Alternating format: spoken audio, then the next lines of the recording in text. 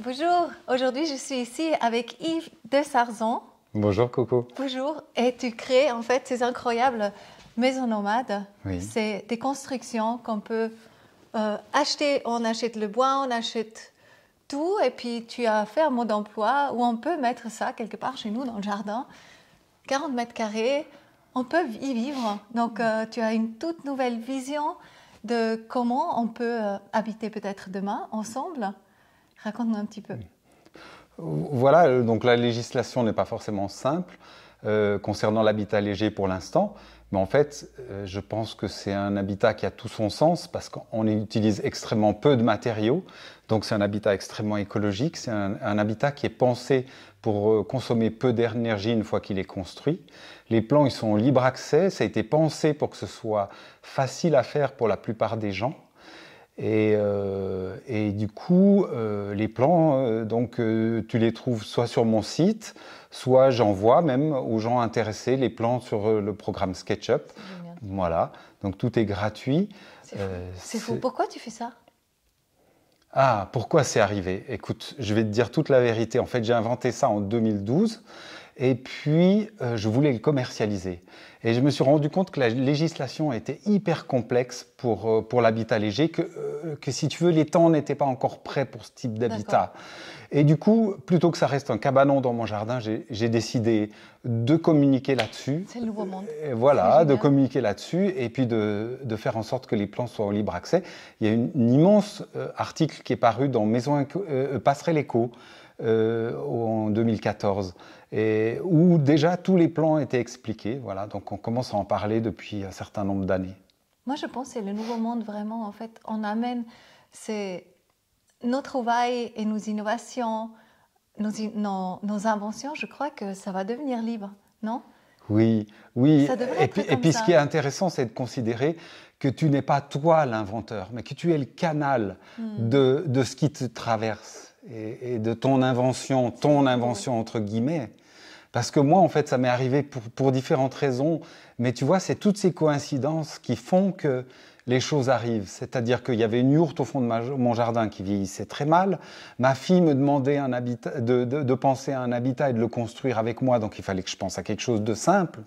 Et puis, en fait, ça m'a complètement boosté pour inventer quelque chose de nouveau parce que moi-même, si tu veux, j'étais fatigué dans la rénovation des maisons, parce que c'est mon métier, c'est la rénovation de maisons. Oui. Et je trouvais qu'on dépensait énormément de matériaux, énormément d'énergie, et que c'était pas encore l'écologie d'argent, donc l'écologie à laquelle je pensais, tu vois. Parce que cet habitat, c'est une autre de ses caractéristiques, c'est son coût qui est extrêmement minime, puisqu'on dit 13 000 € pour 35 mètres carrés de matériaux. Et de matériaux haut de gamme à l'époque, parce que là-dedans, je comptais les fenêtres, bois, alu, enfin des trucs, tu vois, comme dans une maison traditionnelle. Ce qui m'intéresse aussi, justement, c'était une jolie histoire que tu nous as racontée avant, puisqu'on est ici aussi chez Marianne Sébastien. Et c'est très beau, comme tu l'as rencontré, peut-être tu vas raconter cette histoire aussi. Donc on est dans un lieu qui est juste incroyable, parce que normalement, j'aurais pas pu réunir ce genre de bâtiment, mais la vie a fait que j'ai pu réunir ces bâtiments. Simplement, dans mon cœur intérieur, ça a tout de suite dit, Yves, tu as le droit d'avoir ça, mais tu n'as pas le droit d'en faire de l'argent. Tu n'as pas le droit de faire un loft que tu vas revendre et avec lequel tu vas faire du bénéfice. Ça, c'est la première chose. Hein, ça parlait d'un espace associatif. Si tu veux, il faut écouter son intuition. Moi, je rénove les maisons comme ça. Quand je rénove une maison, je passe du temps dedans. Et je regarde ce qui veut se faire, parce que moi, je veux faire, mais ce qui veut se faire dans ce bâtiment. Et ça, tu vois, c'est ce qui donne sens à un projet. Et ici, c'est un lieu merveilleux qui est en train de démarrer, parce qu'on a 2 ateliers, on a un espace chauffé qui est juste magnifique, on a un piano magnifique, et en effet, Marianne Sébastien habite là, parce qu'à un moment donné, je ne savais pas comment donner suite à ce projet. Je sentais bien qu'il y avait quelque chose d'associatif qui devait se faire, mais je ne savais pas comment. À ce moment-là, j'ai fait une demande dans mon cœur et j'ai dit, mais comment est-ce que quelqu'un peut m'aider là-dedans, tu vois? Et le soir même de cette demande, je regarde un film qui s'appelle Enquête de sens. Dans le film, Marianne apparaît dans les solutions qui sont données dans ce film Enquête de sens. Tu imagines les solutions. Et là, il se trouve qu'on donnait de l'argent et que je connais Marianne et que j'avais son numéro. Et du coup, j'ai dit, mais mince, Marianne, j'y ai pas pensé. Et du coup, je lui envoie un mail et tout ça. Et en fait, Marianne a répondu du tac au tac. Et le lendemain, elle était là. Et non seulement le lendemain, elle était là, elle me dit, et là, c'est vraiment émouvant. C'est vraiment touchant. Elle me dit, moi, j'ai fait un rêve. Je trouvais un lieu à la campagne pour vivre. Tu te rends compte, ça, cette synchronicité. Et c'est ce que je dis, c'est quand le but, c'est pas de t'enrichir personnellement, mais c'est de donner sens à ce que tu as. Waouh, ce qui nous arrive. C'est énorme, c'est énorme. C'est énorme. Magnifique, merci beaucoup pour ce partage. Et comment tu vois maintenant le temps qu'on est en train de vivre et qu'est-ce qui va venir d'après toi? Parce que là aussi, on est avec Katharina Roland et on est en train de visualiser vraiment ce nouveau monde. Et au niveau de l'habitat, comment tu visualises? Comment on va habiter ensemble demain? Parce qu'on s'est dit, c'est fou, nous, on a vécu une histoire très, très triste ce matin. On a, à côté de chez nous, il y a des Portugais. Et du coup, je vois une ambulance et tu es en train de m'occuper des choux et je vais aller voir. Et il y a là un homme qui est en train de mourir. Et il est mort après. Et nous, on était juste là et ça fait plusieurs jours là qu'on parle et ce qu'on dit, mais on ne connaît même pas nos voisins. Et c'est un monsieur qui a un atelier, il parle en Portugal chez nous et je ne connais pas son nom. On se dit bonjour, on est gentil, de temps en temps on se donne quelque chose, mais en fait on ne se connaît même pas de nom. Et c'est grave quelque part. Et je pense que là, ce qu'on dit, mais on doit déjà commencer à connaître. Là, aujourd'hui, ce qui s'est passé avec la communauté qui était autour, c'était tellement touchant. Mais on doit avoir un mort pour connaître l'autre. Est-ce qu'il y a autre chose? Est-ce que toi, tu visualises aussi un monde où il y a beaucoup plus de communauté, il y a beaucoup plus l'ensemble, en fait, où les gens s'aident, justement. Toi, tu peux apporter quelque chose, moi, je peux t'apporter aussi quelque chose. On peut tous apporter quelque chose ensemble. Est-ce que tu vois que le monde demain, il sera beaucoup plus dans la communauté, beaucoup plus dans le collectif, qu'on connaît son voisin et qu'on va là, on collabore vraiment. Est-ce que tu vois ça aussi? Oui, je vois ça, oui. C'est difficile de voir le contraire. On est isolé dans des villas, tu vois. C'était une partie de ma réflexion, ça. On a chacun une villa avec souvent des barrières autour. Ça n'a aucun sens. Le coût écologique de ces villas pour la planète, il est énorme. L'esclavage en amont pour la construction des matériaux, pour extraire le minerai, etc., c'est scandaleux.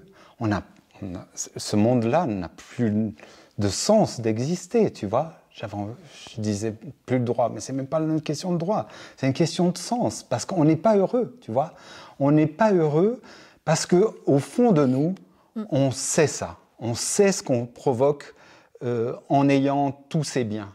Oui. Et notre bonheur, c'est pas d'avoir plus de biens, c'est d'avoir plus d'amis, plus de partage. Oui. Et oui, pour le monde de demain, je pense que ce type d'habitat va naître, c'est évident. Pourquoi? Parce qu'on a besoin de s'affranchir du problème de l'habitat, dont on a fait une montagne, pour lequel on dépense des fortunes dans notre vie. Ça n'a aucun sens. En quelques semaines, il faut pouvoir construire son habitat, construire un habitat durable et qu'on puisse parler d'autre chose. Moi, c'est pour ça que j'ai fait ça, parce que j'en avais marre de la rénovation, marre de cette lourdeur, marre du coût que ça engendrait, tu vois. Ouais. Voilà, c'est ça. Mais les solutions, elles existent, bien sûr. Chacun a les siennes et on va vers ça. C'est génial. Et tu vois, mon dernier gros chantier, et j'en ferai plus après, c'est décidé, je ne fais plus de rénovation, mais c'est quand même génial parce que ça va être un lieu associatif avec des ateliers pour construire des low-tech, pour inventer le monde de demain, pour trouver des solutions, pour trouver aussi peut-être d'autres types d'habitats. J'ai envie de réfléchir avec des amis à d'autres types d'habitats encore plus légers, encore plus faciles à déplacer, encore plus simples, encore meilleur marché, tu vois. Et que je trouvais génial, c'est que donc à 4 personnes, une maison comme ça se monte. Tout à fait. Il n'y a pas besoin de grue. Il n'y a pas besoin de fondation, il n'y a pas besoin de béton. C'est ça, juste une échelle. Juste une échelle, surtout pas de béton. Parce que si on veut ne pas impacter le sol, on ne construit pas une dalle en béton. C'est des pieux, c'est un brevet allemand, ça s'appelle des vis Kriner par exemple, on peut le mettre là-dessus. C'est une des solutions, il en existe d'autres encore plus simples et encore meilleurs marché.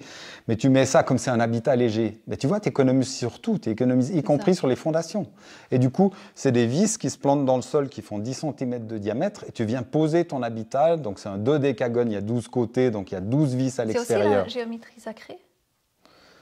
J'y ai réfléchi un peu, je ne sais pas exactement. J'ai essayé de travailler avec le nombre d'or en partie, mais tu vois, ce n'est pas anodin que c'est 12 côtés. Oui, on est d'accord. Voilà. De toute façon, quelque part, il doit bien avoir quelque chose. Et d'ailleurs, si on colle ces dodécagones côte à côte, on peut faire des fleurs, on peut faire des choses merveilleuses. À chacun de rêver des espaces où...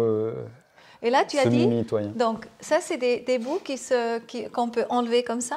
Voilà. On peut les remettre. Ben, tu vois, là, j'ai des pièces de l'ancienne maquette, tu vois. En fait, au départ, on construit 12 cadres comme ça, 12 piliers comme ça. Et ces pièces-là, tu vois, elles s'emboîtent. Je le mets comme ça. Et puis, tu vois, les charpentes, c'est ça. Et ça vient dans le pilier, ça vient buter la contre. Oui. Et puis voilà. Tu vois ? Oui. Et du coup, après, on cercle l'habitat, ce qui fait qu'au centre, il n'y a pas de pilier, il n'y a rien du tout. Ok, génial. Et tu disais aussi, et j'ai trouvé ça très intéressant, quand tu montes en fait une maison nomade, tu proposes de faire un chantier, comment on dit ? Un chantier participatif pour que que tout le monde apprenne en même temps. Donc les gens viennent t'aider et en même temps ils apprennent en fait à construire eux-mêmes une maison. Voilà, parce qu'il y a plein de gens qui ont envie d'apprendre à construire ce type d'habitat et je trouve que c'est très important aujourd'hui qu'on se réapproprie des savoir-faire, tu vois, parce que c'est tout un monde pour plein de gens de construire ça aujourd'hui, mais en apprenant avec d'autres, on découvre que c'est pas si compliqué, on découvre au fur et à mesure qu'on bricole qu'on n'est pas si maladroit qu'on pensait, etc. Tout ça, ça se construit. Moi, j'ai eu sur des chantiers des gens qui ont eu des révélations. Ils sont passionnés d'un coup et ils se sont dit « Waouh, je suis capable !» C'était en l'occurrence un Parisien, il n'avait jamais eu l'occasion de le faire. C'est tout, tu vois. De toucher au faire, en fait, vraiment. C'est ça. Ouais. Il y a juste une question qui est encore venue par Katharina. Par rapport au sol, comment le sol se construit? Qu'est-ce que c'est, le sol, en fait? Le sol, c'est tout du bois, en fait. C'est du bois et de la laine de bois qui permet d'isoler le sol. Comme aussi ici, les murs, tu Exactement. dis, avec 10 cm c'est pas la même laine, parce qu'il faut pouvoir marcher dessus. Celle dans les murs, elle est un peu souple. Celle du sol, elle est plus dure. Il existe des matériaux qui sont durs et qui permettent de mettre un plancher en OSB, on appelle ça, c'est du bois, des copeaux de bois agglomérés. Et du coup, on peut marcher là-dessus. D'accord. Voilà. Et comment ça se... Mais tout est sur le site, hein, si jamais. D'accord. Et juste par rapport au sol, le sol, il est un petit peu plus bas, bien sûr. Exactement. L'ossature bois, elle doit, pour pouvoir durer, être complètement au sec. Oui. Donc, on désolidarise tout le temps les poutres de fondation, ces parties-là, du sol. Si tu veux, il faut que la pluie puisse passer dessous. Il n'y a pas forcément besoin de beaucoup. Et on peut trouver des astuces pour avoir l'impression d'être au niveau du sol, tu vois. Merci pour ton magnifique travail que tu fais. Merci, Coco. Et d'avoir amené Marianne ici et qu'on a pu se connaître.